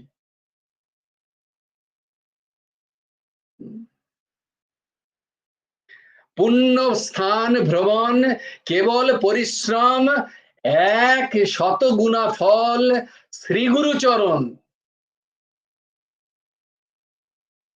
गुरु चरण को पकड़ लो, पकड़ लो, और कहीं जा, কোথাও যেতে হবে না, কোথাও যেতে হবে না।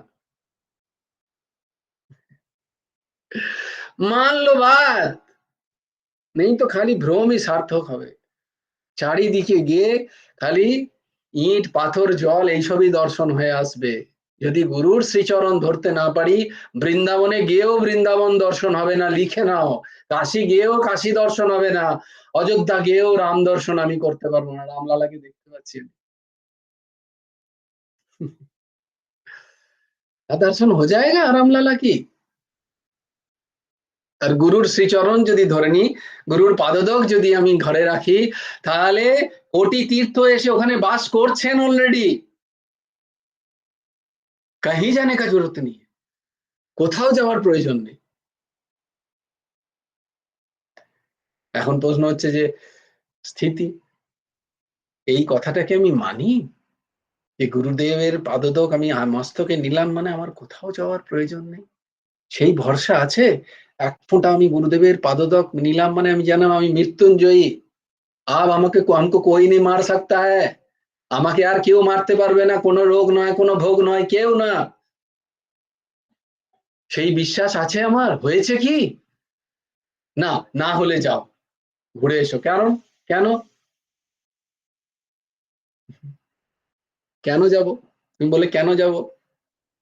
বলে না না, ওই প্যান্ডেলেও, সেখানে প্যান্ডেল করেছে কেউ কেউ, হ্যাঁ, বাস করেছে কেউ কেউ, সেখানে কেউ জিলিপির দোকান করেছে, হ্যাঁ, তাদেরও তো পেট চলতে হবে। গুরুদেব বলছেন আমি নই, এই সবের প্রয়োজন আছে, সবের প্রয়োজন আছে। একটা দেখো, একটা পুজো হলে কত বিরিয়ানি স্টল, কত রোলের স্টল সেখানে চলছে। এবার আমরা যে অর্ঘ্য বাবা বলবে এই রোল খেলে তো মহা পাপ হয়ে যাচ্ছে, ডিম খেলে পাপ হচ্ছে, এই ওরা এই খাচ্ছে এই খাচ্ছে, সব অর্ঘ্য বাবা ওখানে গিয়ে বলে, তো গেল তাহলে ওদের পেটগুলো কি করে চলে? কেউ তো কিছু করে খাচ্ছে।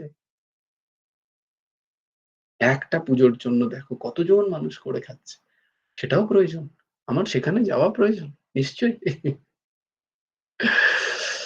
হুম, বাদাম ভাজা যে বিক্রি করছে, তার একটা দুটো টাকার বাদাম কিনলে তার ঘরে গিয়ে সে একটা, তার ছোট বাচ্চাটাকে সে পুজোয় একটা জামা কিনে দিতে পারবে, তাই না বলো? আমার এটাও প্রয়োজন।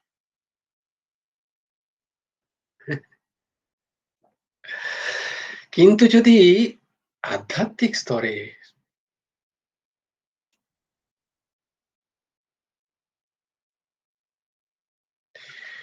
অকাল মৃত্যু হরণম সর্বব্যাধি বিনাশনম। অকাল মৃত্যু মানে আমি কি বুঝি, সেইটা হচ্ছে প্রশ্ন। খুব এই নিয়ে চর্চা করা দরকার। অকাল মৃত্যু মানে বোঝো কি তুমি? হ্যাঁ? আমি ভাবলি 5 বছরের ছেলে, এই 23 বছরের ছেলে, দুদিন আগে একটা খবর পেলাম 23 বছরের ছেলে বেচারা মারা গেছে। এই দুদিন আগেই হয়েছে, আমাদেরই চেনাশোনা একজন 23 বছরের ছেলে, তার 2 লাখ টাকার বাইকে যাচ্ছিল, পেছনে চেপে তার সামনে তার বন্ধু মদ খেয়ে বাইক চালাচ্ছিল, কোনো কারণে ডিসব্যালেন্স হয়ে যায়। বন্ধুটার কি হয় জানি না আমরা, ছেলেটি ডিসব্যালেন্স হয়ে গিয়ে পড়ে যায় বাইক থেকে, পেছন থেকে একটা ট্রাক এসে তাকে মেরে দিয়ে চলে যায়। ঘুষ করার ঘটনা। 23 বছর বয়স, একমাত্র ছেলে, ছেলে নয় একমাত্র সন্তানই বোধহয় সেই বাবা মা। कि इसको अकल में कहेंगे।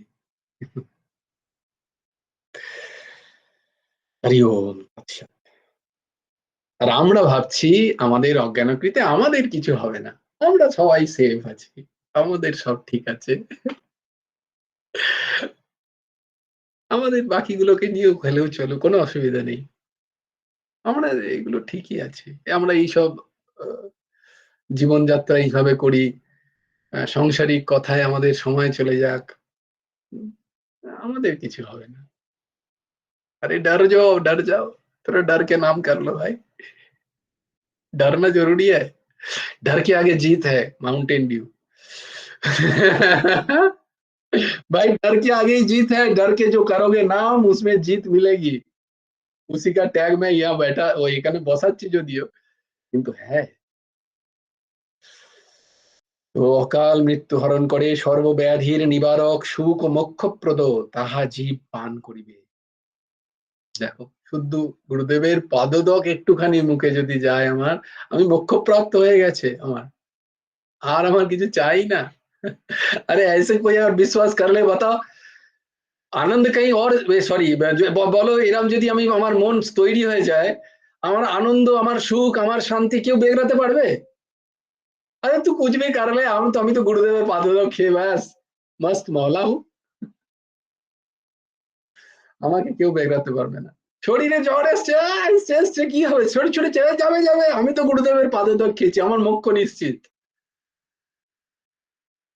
देखो ठसक, देखो ठसक तो देखो, कितना लोग जी रहे हैं बताओ। ये ठसक लाना है हमको, ये जितना लोग है, कितने लोग, 15 लोग हैं हम, हमको ये ठसक लाना है, ना कि छोटा छोटा चीज पे डर जाना है। हाय हाय रे हाय हाय हाय, একটু কিছু হলো হায় হায় হায়, একটু কিছু গেল হায় হায় হায়, এই মন্নু। क्या ये आध्यात्मिकता? नहीं नहीं नहीं, ये आध्यात्मिकता नहीं है, ये सुनाने के लिए ये दास नहीं बैठा है। हम चाहते ऐसे ठसक लाओ अपना दिमाग में, मस्त मौला हो जाओ। গীতার একটা শ্লোক যদি কেউ ঠিক ঠিক করে শুনে নেয়, সে মোক্ষ প্রাপ্তির যোগ্য। আমি বলছি না, মহাপুরুষরা বলছেন। ये कोई मामूली ग्रंथ श्रवण कर रहे हो तुम लोग? তোমরা কোনো ছোটখাটো বাজারি গ্রন্থ কি শ্রবণ করছো নাকি? নাই এই দাস শোনাচ্ছে তোমাদের।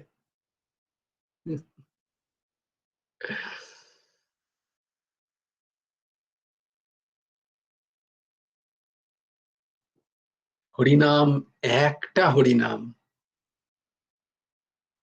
একটি হরিনামে যত পাপ হরে, মানুষের সাধ্য নাই তত পাপ করে। আর তোমরা তো রাধেশ্যাম নাম শুনছো প্রত্যেকদিন, জয়গুরু নাম শুনছো, রাধে রাধে শুনছো, একটা নাম চৈতন্য চরিতামৃত। তোমার সাধ্য নেই তুমি অত পাপ করবে, যত পাপ তোমাকে হরণ করবে একটা হরিনাম।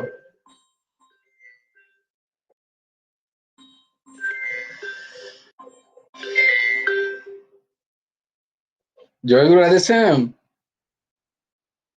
भाई, एक क्लास में हूँ, मैं थोड़ा देर बाद फोन करूँ?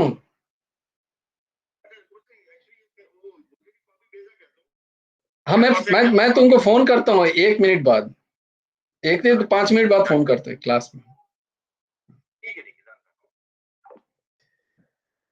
तो कहाँ था? हाँ, শ্রী গুরুর পাদপদ্ম অর্চিত জল কত পবিত্র তথা শাস্ত্রে, ব্রহ্মা বিষ্ণুশ্চ রুদ্রাশ্চ সর্বে চ পিতৃদেবতা তিষ্ঠন্তি শ্রীগুরুঃ পাদপদ্মার্চিত শুভে জলে। আহা, ব্রহ্মা বিষ্ণু রুদ্র ও সমস্ত পিতৃপুরুষগণ ও দেবতাগণ শ্রী গুরুর পাদপদ্ম অর্চিত মঙ্গলকর জলে অবস্থান করে। আহা, অদ্ভুত। সেজন্য গুরুর সন্তুষ্টি সাধন মঙ্গলকামী মানুষ্য মাত্রেই প্রয়োজন। গুরুর সন্তুষ্টি সাধন, গুরুকে সে সন্তুষ্ট হবে, প্রত্যেক মানুষের সেটা প্রয়োজন। গুরু মানে কোনো ব্যক্তি নন, গুরু মানে কোনো দেহ নন, গুরু তত্ত্ব কোথায় সন্তুষ্ট হচ্ছে সেই দিকে লক্ষ্য রাখো। যেখানে গুরু তত্ত্ব অসন্তুষ্ট হচ্ছে সেই কাজ ছাড়ো, সে কাজ থেকে বিরত হও। জীবন চরিতে দেখো কোথায় গুরু সন্তুষ্ট হচ্ছেন, গুরুতত্ত্ব কোথায় সন্তুষ্ট হচ্ছেন, গুরুতত্ত্ব সর্বত্র বর্তমান। সেই জন্য গুরুর সন্তুষ্টি সাধন মঙ্গলকামী, মঙ্গলকামী যিনি মঙ্গল চাইবেন, মঙ্গলকামী মনুষ্য মাত্রই প্রয়োজন। শঙ্কর গৌরীকে বলিতেছেন কিম দানম বা তপ হোমঃ কিম দেবী সূর পূজনম কিম স্নানম। আহা, এই দেখো চলে এলো, কিম স্নানম ফলম তস্য যস্য না প্রিণয়াদ গুরুঃ। যা গুরুকে প্রিয় করলে না, এইসব করে তোমার কি লাভ? হে দেবী, যে ব্যক্তি গুরুকে সন্তুষ্ট না করে, তাহার দান তপস্যা হোম দেবী পূজাও তীর্থস্থানের স্নানের তীর্থস্নানের কি ফল? সেজন্য গুরু সেবা বা গুরুর সন্তোষ সাধনই পরম তীর্থ, অন্য তীর্থের আবশ্যকতা নাই। পরমহংস ঠাকুর শেষে হেমন্ত দেবজি বলছেন, তার ঠসকে এই দাস বলছে কোনো আবশ্যকতা নেই। সদ্গুরুর চরণ পদ্মই সর্বতীর্থের আশ্রয়, ইয়া হর পার্বতীর কথা, গুরুদেবেরই কথা। তিনি যেহেতু আমরা মানব না, তাই জন্য তিনি হর পার্বতীর কথা বলে সত্যি শাস্ত্রের কথা। গুরু সেবা পরম তীর্থ মন্ন তীর্থ মনর্থকম সর্বতীর্থ আশ্রয়ম দেবী সদ্গুরুশ্চ রণাম্বুজম। গুরু এই কথাটি উচ্চারণী কত মহা পাপের নাশক। শুধু গুরু কথাটি, এই যে জয় গুরু রাধেশ শ্যাম বলছো, এই যে একবার ফোন করলে জয় গুরু রাধেশ শ্যাম, মহা পাপ নাশক। हेलो बोल के क्या फायदा, जय गुरु राधे श्याम बोलो। এই কথাটি উচ্চারণে কত মহা পাপের নাশক। যথা পরশুরাম ও মাতৃবাধাম দেবেন্দ্র ব্রহ্ম হিংসনাথ পাতকাদ যদি ব্রহ্ম মুক্ত ভূত গুরুচরার গুরুতন্ত্র। গুরু এই অক্ষর মাত্র উচ্চারণ করিয়া ভৃগুরাম মাতৃবধ জনিত পাপ হইতে ও ইন্দ্র ব্রহ্মা হত্যা জনিত পাপ হইতে নিষ্কৃতি লাভ করিয়াছেন। তাই এই ঘটনা আছে, একটা দারুণ পুরাণের ঘটনা আছে, আমি আর এখন সেগুলো ব্যাখ্যায় যাচ্ছি না। তাই আত্মতীর্থ গুরুকে ত্যাগ করিতে নাই, গুরুই মহারত্ন। আত্মস্তম তীর্থ মৃৎসৃচ্য বহির্তীর্থাদি ব্রজিত পরস্তম সমহারত্নম ত্বক্তা কচম বিমার গতি। গুরুরূপী আত্মস্থ তীর্থকে ত্যাগ করিয়া যাহারা বাহিরে তীর্থ অন্বেষণে যায়, তাহারা করস্থ রত্নকে ত্যাগ করিয়া কাঁচ অন্বেষণে প্রবৃত্ত হয়। अब सिद्धांत आप लोगों का है। जय जय श्री राधे, जय जय श्री सीताराम, हर हर महादेव। जय गुरु राधे श्याम, राधे श्याम राधे श्याम श्याम श्याम राधे राधे, राधे कृष्ण कृष्ण कृष्ण राधे राधे। भज गुरु हेमंत देव राधे श्याम, जप हरे कृष्ण हरे राम। जय जय श्री राधे, जय जय श्री राधे, जय जय श्री राधे। हरि बोलो हरि बोलो हरि हरि बोलो। जय गुरुदेव जय गुरुदेव जय गुरुदेव। जय जय परमहंस ठाकुर श्री हेमंत देव जय गुरु राधे श्याम। श्री गुरार्पणमस्तु, श्री हेमंत देवार्पणमस्तु। জয় গুরু রাধে শ্যাম। অনেক বিধি হয়ে করে দিলাম বলে তো বেরিয়েই চলেছে, খুব সমস্যার কারণ। হ্যাঁ রমাদি দিদি তুমি হাত তুলেছিলে, বাকি যারা লেফট করতে চাও তারা লেফট করে যাও। দিদি হাত তুলেছে, কিছু বলবে? দিদি বলো।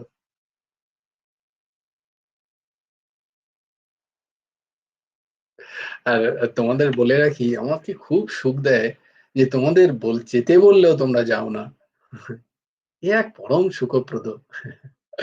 হ্যাঁ দিদি শুনতে পাচ্ছি না তোমায়। তোমার কথা শুনতে পাচ্ছি না। তুমি মিউট হয়ে আছো কোনো কারণে, তোমার কথা শুনতে পাচ্ছি না। তুমি একবার লেফট হয়ে আবার যোগ করো, আর না হলে রেকর্ডিং করে আমায় পাঠিয়ে দাও। হ্যাঁ পিনাকি, তুমি কিছু বলবে বলছিলে। আমি নাম নই, আমি দেহ নই। এই এক জায়গায় ওরকমই হয়েছিল, তোমাদের বলে নাকি, এক জায়গায় ওরকমই গেছিলাম আমি। আমি গেছিলাম যে সেখানে এমন অবস্থা, মানে এতই প্রেশার, এতই স্ট্রেস, এতই চাপ, যে সেই চাপ আমি সহ্য করেছিলাম এইভাবে, আমি তোমাদের বলে রাখি। মানে সেই জায়গায় যদি আমি নিজেকে ভাবতাম যে আমি শরীর এবং সেই সম্বন্ধে, তাহলে আমি পাগল হয়ে যেতাম ওখানে। আমি নিরন্তর তাদের যখন কথা শুনছি, আমি নিরন্তর বলছি নিজেকে আটকানোর জন্য, তুমি তুমি শরীর, তুই শরীর নস, তুই শরীর নস, এদের সাথে তোর কোনো সম্পর্ক নেই, না তুই নস এর মধ্যে নেই। আমি লিটারালি বলছি তোমাদের সাথে, আমি কন্টিনিউয়াসলি বলতে বলতে বলতে বলতে আমি সেই স্ট্রেস থেকে উদ্ধার হয়েছি। নাহলে it was very tough for me too. তো এটা তোমরাও করতে পারো কোনো সময়। তুই শরীর নস, তুই শরীর নস, গীতাতে বারবার শুনেছিস তুই শরীর নস, তুই শরীর নস। এই শরীরের সাথে এদের যারা দেশি, এদের সাথে তোর কোনো সম্পর্ক নেই, তোর সাথে ভগবানের সম্পর্ক। এর থেকে তোমরা কিন্তু একটা উপকার পেতে পারো। হ্যাঁ বলো।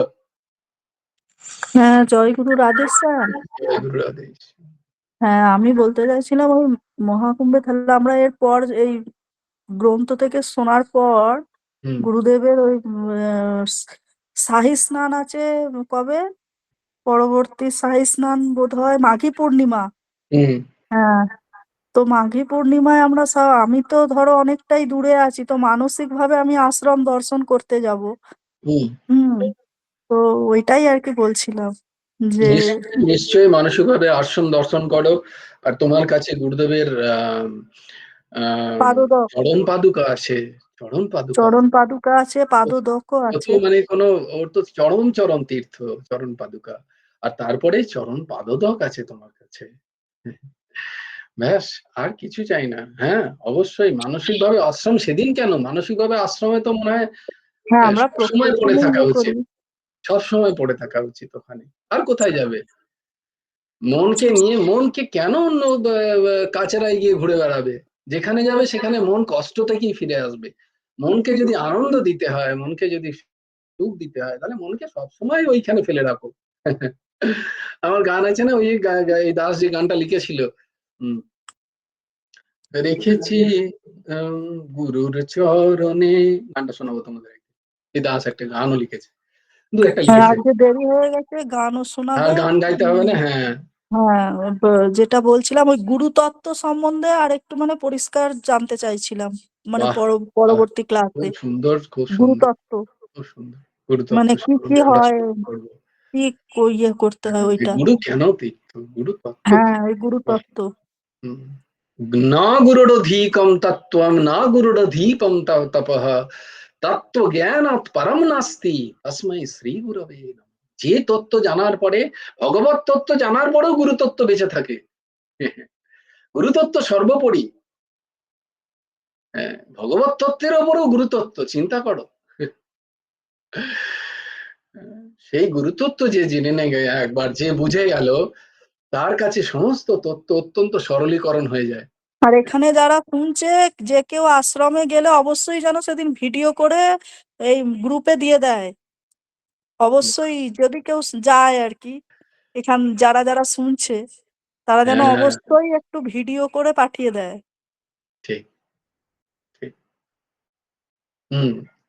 আমাদের কন্যা কুসুমা কিছু বলবে, বলো। জয় গুরু রাধে শ্যাম। জয় গুরু রাধেশ্যাম। কাকু কাল যখন মামার বাড়ি যাচ্ছিলাম বললাম না, বলগোনার ওপর দিয়ে পেরিয়ে যাচ্ছিলাম, তো মনে হচ্ছিল একবার নেমে আশ্রমটা দর্শন করে আসি। বাহ, বাহ, খুব ভালো, খুব ভালো। এই টান থাকা ভালো, এই টান থাকা ভালো নয়, এই টানটা আরো বেশি জাগাতে হবে, আর এটাই উচিত আমাদের। হুম। আর আমি তো বলি যে কি, আমরা ওই গানের সত্রটা কি হয়েছিল গো, যে गुरु आश्रम दूर कहाँ,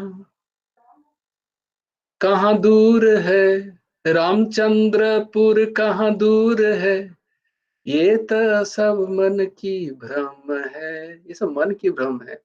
अरे भाई तुम जहां भी रहो, मन को रखो ना उधर। তো তুমি ওখানেই বাস করছো, এ মনের ভ্রম সব, আমি এখানে আছি আমি সেখানে আছি, শরীর কাহি রে ক্যা ফরক পড়তা, মন কোথায় আছে? হ্যাঁ, অর্ঘ্য বলো। হ্যাঁ, বলছি যে একটা কবিতা আছে গুরুদেবের, ওইটা তোমাকে পাঠিয়ে দেবো, এটা একটু ব্যাখ্যা করে দিলে ভালো হতো। নিশ্চয়ই নিশ্চয়ই বাবা, সদ্গুরু নিশ্চয়ই, চরণ। তুমি পাঠিয়ে দাও ওটা। ওইটা তো মানে এইরকম সম্পর্কিত আর কি, মনে হলো আর কি, তুমি অনেকদিন আগে পাঠিয়েছিলে একবার ইয়ে করে গ্রুপে।